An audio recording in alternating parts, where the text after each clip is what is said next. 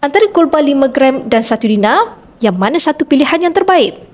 Jika dilihat dari sudut ketulinan, keduanya adalah emas yang sama berketulinan 999.9.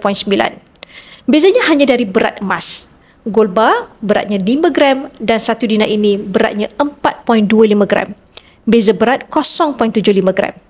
Dari sudut harga, gold bar 5 gram ternyata lebih mahal dari 1 dinar kerana ianya lebih berat.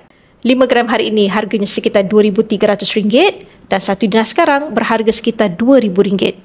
Anda boleh pilih sama ada anda sukakan desain dinar yang bulat atau petak seperti gold bar ini. Belian emas public gold adalah secara online dan anda hanya perlu berdaftar sebagai ahli public gold tanpa sebarang caj, dan anda boleh pilih untuk membuat belian terus jika ada wang tunai yang cukup, atau anda boleh pilih menyimpan di akaun EmasGap mengikut bajet anda sehingga anda capai grade emas yang anda mahu, dan kemudian arahkan sistem untuk menghantar emas ini ke alamat anda.